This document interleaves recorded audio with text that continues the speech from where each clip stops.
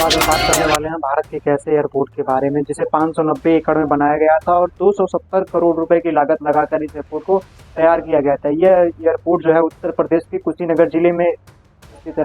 कहने को तो यह अंतर्राष्ट्रीय हवाई अड्डा है, लेकिन अब इसमें यहाँ से डोमेस्टिक फ्लाइट भी नहीं जाती।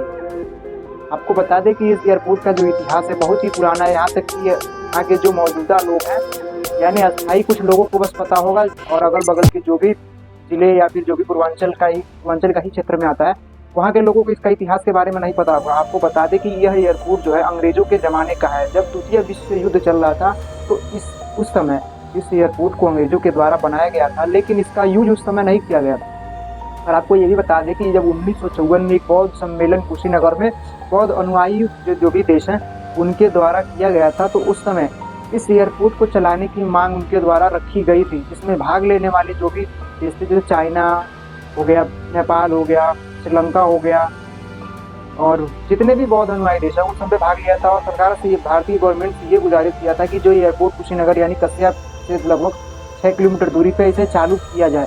हालांकि उस समय सरकार इस पर थोड़ी बहुत चर्चा हुई थी, लेकिन बाद में ये कहानी भी बंद हो गई। और बाद में जब आता है 1995, तो इससे उस समय उत्तर प्रदेश में मुख्यमंत्री जो कि मायावती बनती हैं, तो इस समय इस एयरपोर्ट को जो दोबारा बनाने का प्रयास किया जाता है। और गुलाम नबी आज़ाद जो कि उस समय उड्डयन मंत्री भारत की तरफ से थे, उन्होंने इसका शिलान्यास भी किया और उस समय कुछ काम भी हुआ, लेकिन बाद में फिर से ये दोबारा जो प्रोजेक्ट था ठप हो गया।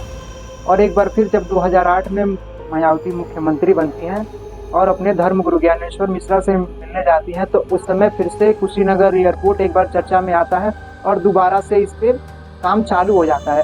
और काम चलते चलते फिर से सरकार बदल जाती है, और सरकार बदलने के बाद जब सपा की सरकार बनती है तो इस पर काम जो होता है बहुत तेज़ी से किया जाता है।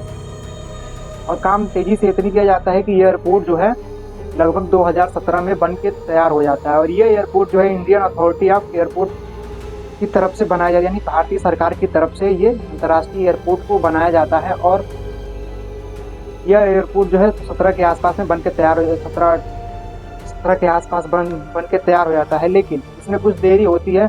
और इस एयरपोर्ट को GNS 28 से जोड़ने के लिए 21 करोड़ रुपए का फंड पास होता है, और इतने रास्ते बनने में कोविड आ जाता है। और कोविड की वजह से फिर से 1-1.5 साल की जो इस एयरपोर्ट में देरी हो जाती है। और देरी होने की बात ये रहती है कि फिर इसे जो एयरपोर्ट 2019 के स्टार्टिंग में होना था, वो एयरपोर्ट जो 20 अक्टूबर 2021 में चालू होता है। और ये एयरपोर्ट पूरा 2 साल भी नहीं चल पाता है और इसे सरकार के द्वारा बंद कर दिया जाता है। हालांकि कुछ उसका प्रमाणित कारण नहीं दिया गया।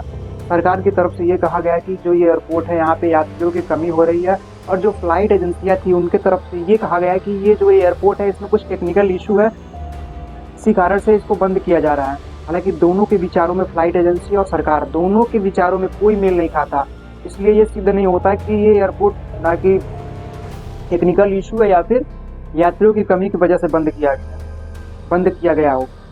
अब इसका प्रमाणित कारण क्या है ये सरकार को पता होगा, या फिर फ्लाइट एजेंसियों को। 2 साल भी नहीं चलाया गया इस एयरपोर्ट को, और इस एयरपोर्ट को बंद कर दिया जाता है।